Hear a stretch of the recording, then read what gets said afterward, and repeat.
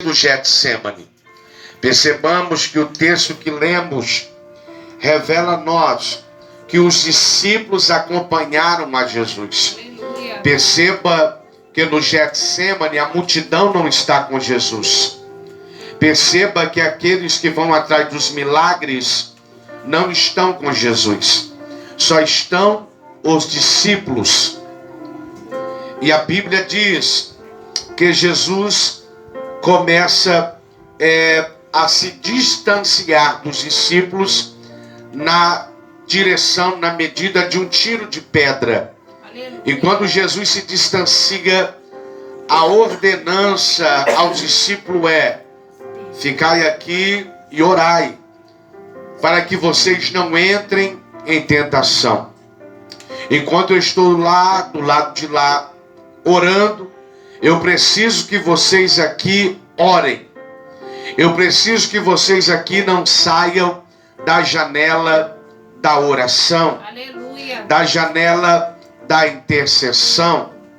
A Bíblia diz que quando Jesus entra para o Getsemane e ele começa a clamar, os evangelhos vai nos revelar, os sinóticos, vai nos revelar que Jesus começa a clamar, e ele clama por 3 vezes. E quando aquela angústia vai tomando a alma de Jesus, a Bíblia diz que ele intensifica a sua oração. É Jesus dizendo para mim e para você: toda vez que vier uma batalha, um vento, um deserto, uma tempestade, Jesus vai requerer de nós uma intensidade maior na oração. Percebamos que pela primeira vez Jesus ora, e quando ele termina a oração, ele vai até os discípulos, e quando ele chega até os discípulos estão dormindo. Jesus volta para o Getsemane, ora pela segunda vez, ele passa todo o processo, e quanto mais vai apertando a angústia, mais vai intensificando Jesus a sua oração. Percebamos que o Getsemane deveria ser para nós um exemplo de caminhada cristã. Porque muitas vezes quando a angústia vem sobre a nossa vida, o que nós fazemos é ou reclamar, ou murmurar, ou falar que vamos parar, ou que vamos desistir. Jesus não. Jesus, no período de angústia, ele vai orar. Ele vai intensificar a oração, porque ele sabe que o Pai, nubiquia subquiminácia, está com os olhos postos sobre o Getsemane. O Pai sabe do que o seu filho Jesus está passando no Getsemane, e ele vai atentar para a oração que ecoa de dentro do Getsemane. É Deus dizendo para mim e para você nesta noite: deleminar a salacanda, que quando você ora, que quando você clama, que quando você intercede, os céus estão com os olhos postos sobre a tua vida. Aonde você está orando, seja no quarto, seja na sala, seja na cozinha, seja na área onde você tem disponibilidade para orar, no setor profissional, seja aonde for, os olhos de Deus estão postos sobre a sua vida. Jesus ora pela segunda vez e ele volta. Quando ele volta, os discípulos estão dormindo. E a Bíblia vai dizer: ele, por sua vez, afastado cerca de um tiro de pedra e de joelhos, orava. Jesus não orava de pé. No Getsemane não. Existem processos na nossa vida que a oração de pé, ela não vai trazer o resultado necessário que precisamos. Jesus está dobrado. Jesus está se dobrando diante daquele que pode fazer. Talvez você entrou aqui e diante das circunstâncias, você se dobra diante do remédio, você se dobra diante da conta, você se dobra diante do credor, você se dobra diante de tantas coisas. E Jesus te trouxe aqui para lhe dizer: se dobre diante do Pai, se dobre diante de mim, que venci aqui nesta terra e que estou com os olhos postos sobre a sua vida. Pai, olha Jesus orando e dizendo: Pai, se queres, passa de mim esse cálice. Contudo, não se faça a minha vontade, e sim a tua. Isso faz parte da oração dominical, da oração do Pai Nosso. Pai, seja feita a tua vontade. Se nós oramos assim, por que quando o Pai quer fazer a sua vontade, nós temos resistência? Se nós oramos, seja feita a tua... Eu coloquei no seu altar e vai ser feita a tua vontade. Não é assim quando alguém está passando por um processo de enfermidade? Pai, o Senhor pode curar, cura, mas se o Senhor não queres curar, seja feita a tua vontade. E aí quando o céu resolve recolher alguém e não curar, a gente vê que o nosso coração e a nossa estrutura humana, emocional, psicológica, não está preparada para a vontade de Deus, que é boa, agradável e perfeita. Percebamos que Jesus, como filho exemplar, como filho obediente, está dizendo: Pai, seja feita a tua vontade. Pela minha vontade, eu queria que o cálice se passasse, mas que se cumpra, que se realize a sua vontade. Oh, glória! A Bíblia diz que quando Jesus está orando, a Bíblia diz que um anjo desce do céu e para no Getsêmani. Eu fiz questão de ler com você e explicar na mesma leitura que o anjo aqui não está escrito em letra maiúscula. O anjo com letra maiúscula, toda vez que você encontrar a palavra anjo com letra maiúscula, é uma manifestação teofânica, é uma manifestação de Deus se apresentando como anjo. Mas quando você lê a palavra anjo em letra minúscula, é um anjo do céu de forma normal. Então a Bíblia diz que no momento mais difícil de Jesus, não foi Pedro, não foi Tiago, não foi João, foi um anjo que desceu do céu e confortou Jesus. Não foi Pedro, Tiago e João que estava lá junto com os demais apóstolos e discípulos que foram confortar o mestre, porque o mestre está aqui nos ensinando que tem momentos da sua trajetória e da sua caminhada que ninguém desta terra vai conseguir te consolar, que ninguém desta terra vai conseguir te confortar. Existem batalhas que o céu vai mandar anjo para te confortar e você não vai perceber. A Bíblia diz que um anjo desce. O anjo do céu o confortava.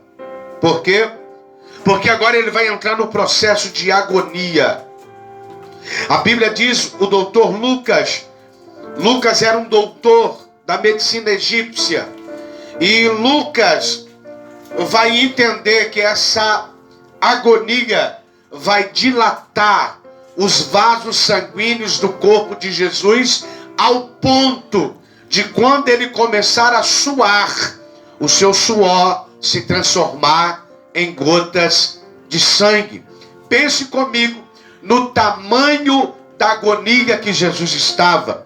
Pensa comigo no tamanho da opressão, da pressão que Jesus estava, porque o seu suor agora não cai como suor normal, o seu suor se faz agora em gotas de sangue e vão caindo sobre a terra. Existem pressões nesta terra que parece que vai nos matar. Existem pressões nesta terra que a gente olha no final do túnel e diz: Senhor, eu não vou chegar do lado de lá, camanaia séria, porque tamanha é a pressão, tamanha é a cobrança, tamanha narabacanto que é minara séria. Só que o céu me trouxe aqui para lhe dizer: quando faltar homem e mulher para confortar você, o próprio anjo desce para te confortar. E estando em agonia, orava mais intensamente. E aconteceu que o seu suor se tornou como gotas de sangue caindo sobre a terra. Levantando-se da oração, foi ter com os discípulos e os achou dormindo de tristeza. A tristeza que estava no Getsemane, a agonia que estava no Getsemane, parece que eu vejo que ela sai de lá e ela entra, Bispo Diego, nos discípulos. Quando Jesus chega, eles estão tristes, eles estão dormindo de tristeza. E aí nós podemos começar a entender a depressão, porque a depressão, ela faz a pessoa dormir. A tristeza é tão grande, a tristeza é tão profunda que ele consegue dormir.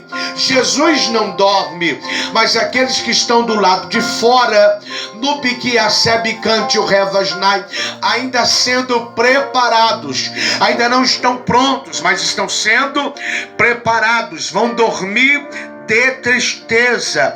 E quando Jesus chega, diz a eles: por que estáis dormindo? Levantai-vos e orai, para que vocês não entrem em tentação.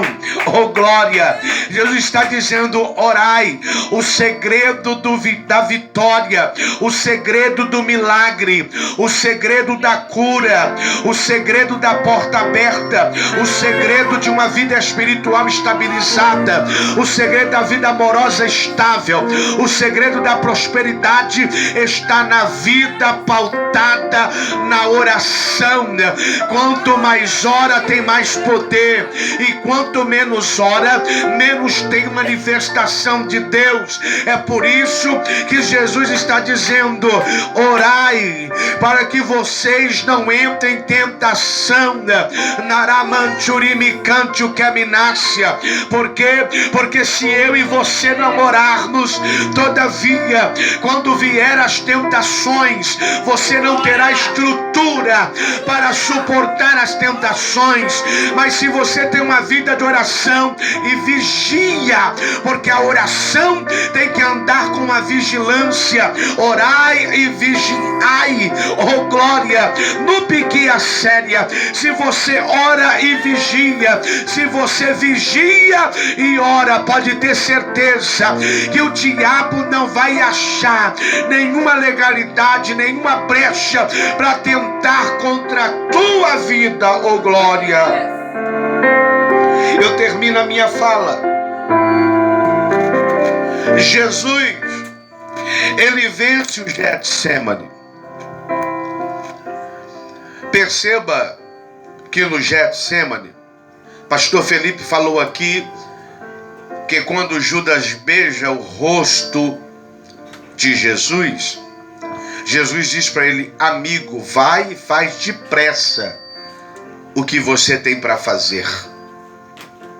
Perceba que no Getsemane, os amigos de Jesus, Pedro, Tiago e João, estão a um tiro de pedra distante do Getsemane. Mas mesmo dormindo de tristeza, eles estão lá. Amigo que é amigo de verdade pode muitas vezes não ir na sua casa todo dia, mas sempre Ele estará presente na sua vida.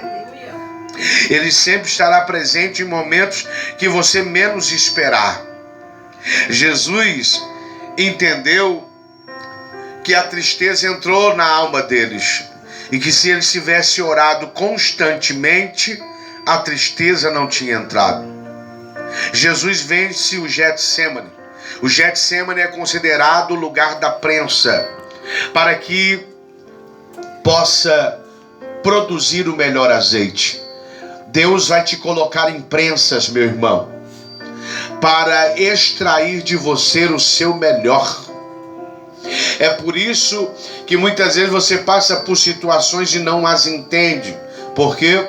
Porque Deus está te colocando na prensa para que você extraia, para que você produza o melhor azeite para a sua vida com Deus. Eu quero terminar aqui dizendo para você, 2020, nós recebemos um diagnóstico do meu filho. Mês de março, ele recebe licença do patrão para ficar em casa devido ao avanço da Covid. E quando ele recebe esse mandato do patrão, ele fica do março a abril em casa. E ele começa a queixar de uma dor na perna. E queixando da dor na perna, nós íamos para as consultas e não se consultava, só se consultava quem estivesse com Covid. E quando chegou no mês de abril, parece ter nascido um caroço que do nada, com um mês, se transformou numa manga daquela tame. Com um mês, o câncer agressivo, e ele foi diagnosticado com câncer.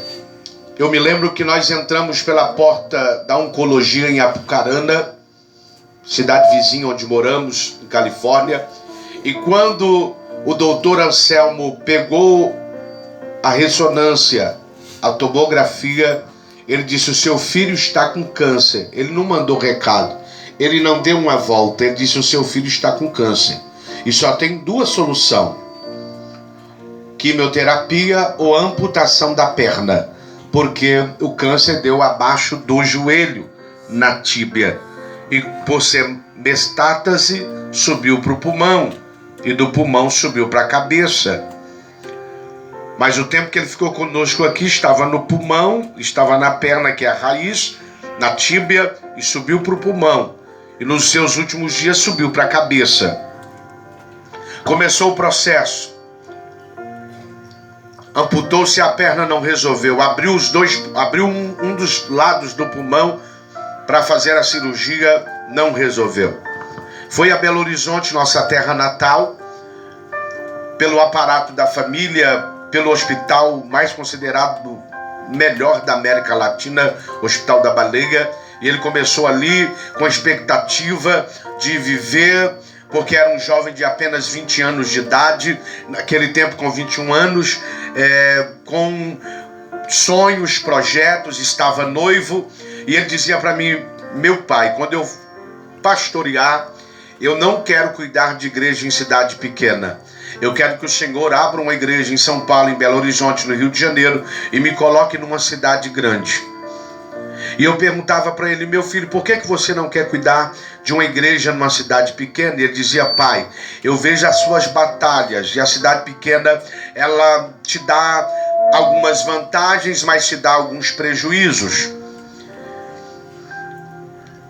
Mês de dezembro de 2022, o meu telefone toca. Gabriel fala comigo: pai, traz para mim as coisas que estão aí, traz tudo para perto de mim.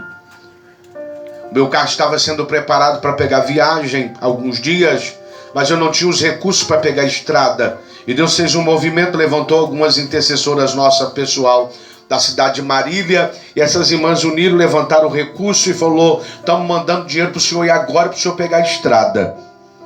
Mas quando ele disse para mim: traga as minhas coisas para perto de mim, o céu me fez entender que naquele dia ele estava despedindo de mim e era necessário eu apressar a viagem. Eu apressei a viagem, cheguei em Belo Horizonte, curti o meu filho 11 dias, 10 dias. No 11º ele partiu, acometido do câncer. Às 2 horas da manhã do 11º dia, perceba que no primeiro dia até o 10º, meu filho estava até o 7º dia estável, a mente maravilhosa, o corpo debilitado por causa das químio, mas intacto. Com 3 dias o Gabriel arruinou, foi parar no médico, os médicos nos chamaram, disseram, olha, chama a família, prepara a família, nós vamos preparar ele para vocês despedirem dele.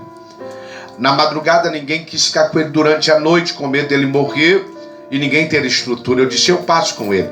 2 horas da manhã ele levanta, senta na maca daquele hospital, me abraça e ele disse para mim assim, pai, eu vou partir. Eu digo, filho, se você vai partir, por que você está tão agitado? Você rola na cama de um lado para o outro. Por que você está agitado? Você tem que perdoar alguém? Alguém precisa te pedir perdão? Ele disse para mim, pai, não, pai, eu estou com a alma em paz. O processo não é fácil. E nós tínhamos um costume, como eu tenho com os meus filhos que estão aqui. Eles me dão bênção beijando o meu rosto. E eu os abençoo beijando o rosto. E quando eu cheguei a Belo Horizonte, ele não aceitava mais os meus beijos. Por quê? Porque ele sabia que ia embora. Toda vez que nós beijávamos no rosto, é porque ou ele ia viajar ou eu, principalmente eu. E ele sempre recusando o beijo. E só depois da partida dele eu fui entender. Entenda. Nós precisamos manter a nossa vida de oração. Existem Getsêmanes na nossa história. E deixa eu ser claro com você. Ninguém vai passar o seu Getsêmane por você. As igrejas se levantaram, os amigos se levantaram. Mas quando eu sepultei, porque quando eu cheguei lá, a mãe dele biológica, eu crio o Gabriel desde os 4 anos, a bispa, mãe dele, desde os 4 anos de idade. E quando eu chego lá, a mãe dele sentou comigo e com a bispa e disse assim, olha, se todos os teus filhos forem igual o Gabriel, você está bem. Porque eu nunca vi um menino obediente, submisso, e tudo que ele vai fazer, mesmo com 20 e poucos anos de idade, ele precisa pedir a você a bênção. E aí eu disse para ela, filha, e disse para a bispa, eu não vim aqui sepultar o meu filho. Eu não tenho estrutura para sepultar o meu filho. Então, eu vim passar uns dias e vou retornar. E o Senhor me deu força, irmãos. O Senhor me deu graça, porque eu passei os últimos momentos com ele no hospital. Quando eu fui para casa descansar, depois de mais de 14, 15 horas, o telefone toca dizendo que ele partiu. Nós fizemos o velório. O diabo é tão safado que quando o corpo dele foi para o necrotério e foi preparar o corpo, quem veio trazer o corpo sumiu com o corpo, meu bispo. E dá 11 horas nada, dá meia-noite nada, dá 1 hora da manhã nada, eu digo, Senhor. E o pessoal agitado, e quando o corpo chega, o esquife chega, o esquife está arranhado, o esquife está sujo, o corpo está todo bagunçado dentro do esquife. E eu com muita tranquilidade, não é porque algumas pessoas dizem assim, o senhor é muito tranquilo, poderia ter saído nas pessoas. Eu digo, vai resolver o quê? Disse, manda a moça que preparou o corpo dele subir e preparar o corpo do meu filho. O velório será feito. Preparou, a moça subiu. Quando ela chegou, ela disse, eu preparei esse menino com tanto carinho. E quando quem levou o esquife estava bêbado, irmão.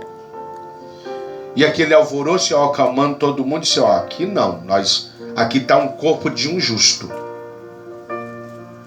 É por isso que a gente entende que Arcanjo Miguel contendeu com Satanás pelo corpo de Moisés. E aí, o corpo chega, faz o velório, faço o cortejo fúnebre, filmo para todo o Brasil, principalmente para o estado do Paraná, onde ele era muito querido, mas tinha amigos e várias alianças no Brasil e fora do Brasil, e sepultamos o Gabriel. Tive que ficar 40 dias em Belo Horizonte, porque quando eu abri a rede social, eu fiquei 15 dias sem entrar no Facebook e rede social, porque quando eu entrava, eu via as mensagens, e aquilo me quebrava. 40 dias depois eu volto para o pior lugar, porque ele cresceu aqui. Eu volto para a mesma casa, para a mesma igreja que nós montamos, e começa um processo de reconstrução.